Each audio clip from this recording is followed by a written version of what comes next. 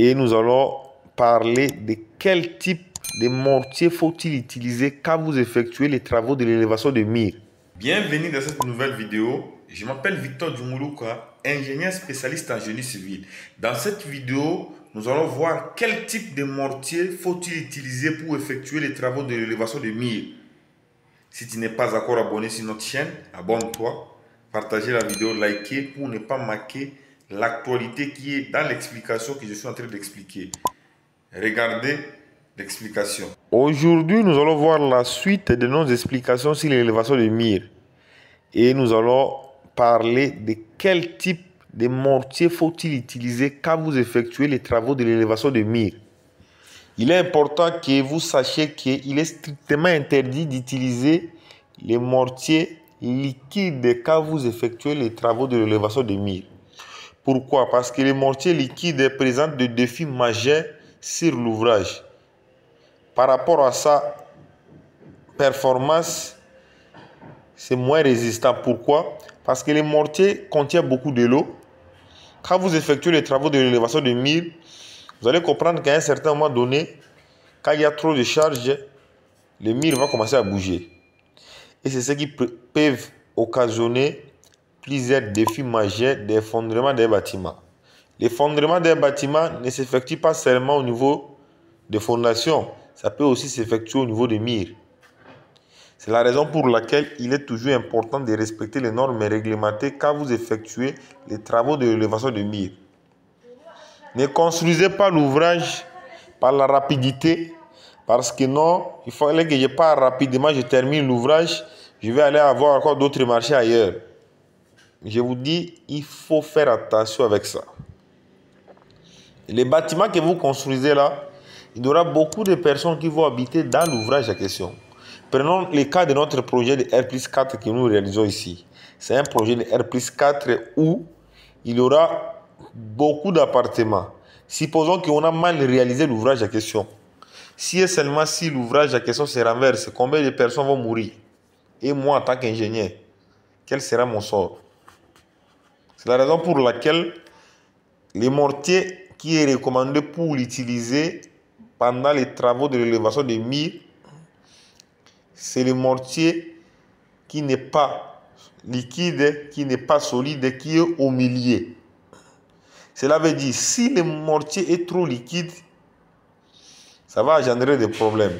Si le mortier aussi est trop solide, ça va engendrer aussi des problèmes. Pourquoi? Parce que quelque chose qui est solide, ça pourra être difficile que le ciment puisse se relier avec le brick. C'est vrai que le mortier qui est liquide, si vous le mettez, ça prendra du temps pour se relier. Mais ça peut toutefois se relier, mais c'est un danger. Ça va commencer à balancer les murs comme ça. Et c'est ce que nous ne voulons pas. C'est la raison pour laquelle moi, en tant qu'expert en génie civil et les grands coachs formateurs conseillers, j'ai dit non. Il est important pour moi de vous expliquer que les mortiers que vous devez utiliser pour effectuer votre élévation de murs ne doivent pas être difficiles, ne doivent pas aussi être trop faciles. Ça doit être au milieu. Cela veut dire pas liquide, pas solide, mais au milieu. Ce qui permettra à sorte que les mortiers puissent se relier avec le brick avec certitude. Aujourd'hui, nous passons à la cité, on voit que non, quelqu'un construit le mur, mais arrivé à un certain moment donné, nous voyons l'apparition de fissures au niveau des murs. On n'arrive pas à comprendre pourquoi, parce qu'il n'a pas respecté la superposition des briques. Il est aussi important que vous sachiez que la superposition des briques doit être respectée. Les joints doivent être respectés. Et le mélange de mortiers doit être le mortier de bonne qualité. Et l'alignement des murs doit être conforme aux normes. Si le mur n'est pas bien aligné avec le poteau, ça va engendrer des problèmes au niveau de l'ouvrage. C'est ça que beaucoup des intervenants dans les secteurs BTP aujourd'hui sont en train d'ignorer. Comme il n'y a pas de conseillers de qualité qui pourront leur conseiller, vous voyez aujourd'hui des hasardages sur les bâtiments déjà. Moi, je n'arrive pas à comprendre quand je fais des tours sur la net, YouTube, Facebook, pour regarder aussi d'autres travaux de mes collègues ingénieurs. Des fois, je vois l'insalubrité. Ça me dit, mais comment est-ce qu'ils ont parvenu à faire des ordres sur le mur des gens? Mais si vous observez le travail que mon technicien il est en train de faire, vous allez comprendre que c'est un travail de la professionnalisme. Il a fait au moins plus de 15 ans en tant que technicien. Moi, je lui ai trouvé déjà technicien. Il avait un peu de lacunes.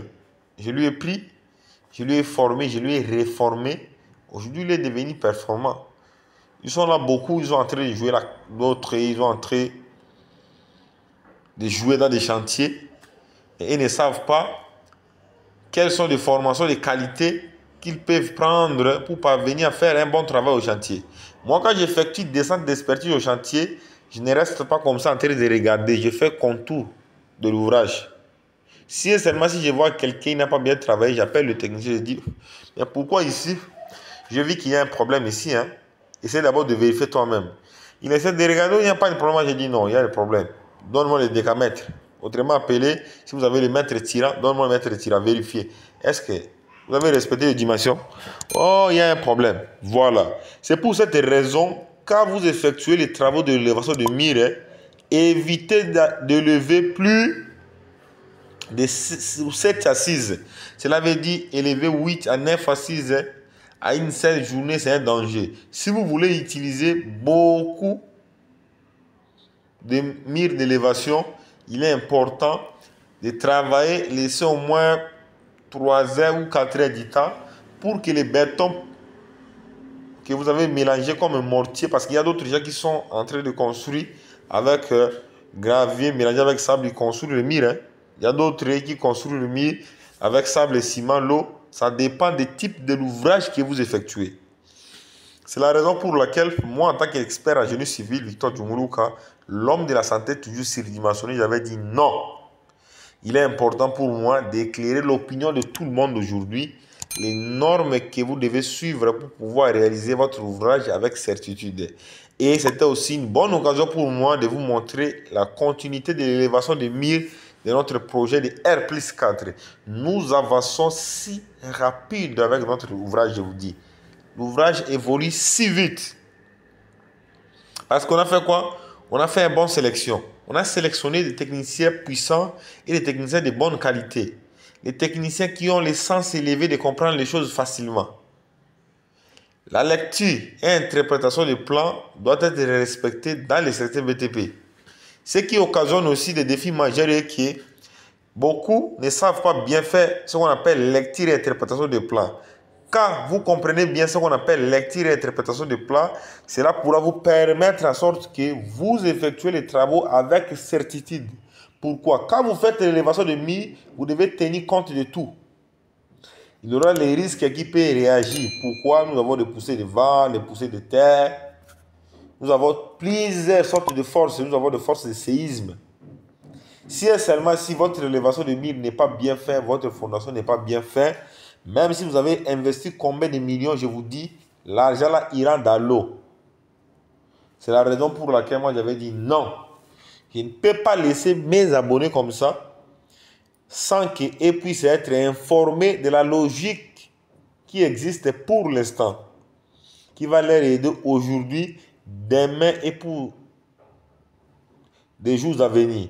Parce que moi, comme je suis là, j'ai été formé, bien sûr, mais j'ai aussi essayé de me former moi-même pour arriver au niveau de faire un travail comme vous le voyez là. Chaque jour, j'ai l'habitude de vous publier 2-3 vidéos. Ce n'est pas facile de faire la vidéo. Hein. Mais si on a plus de bonne volonté, c'est pour aider la communauté, la société. Parce qu'il y a beaucoup de gens, depuis qu'il est devenu technicien, il a le diplôme de technicien, mais il n'a jamais eu le marché.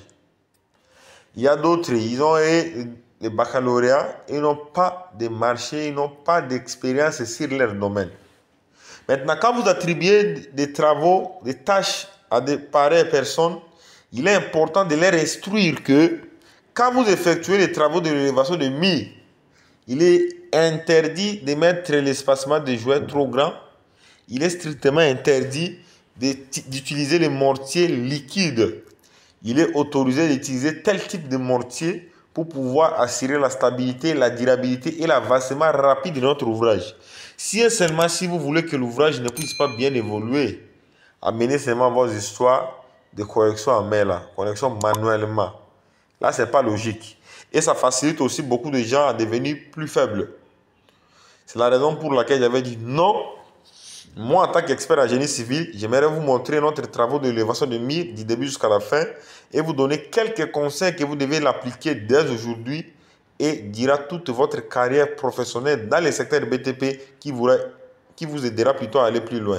Si vous n'êtes pas encore abonné sur notre chaîne, abonnez-vous, partagez, likez la vidéo, mettez ça dans vos favoris, c'est très important. C'est de ça qu'il s'agit. Merci énormément pour avoir regardé la vidéo du début jusqu'à la fin.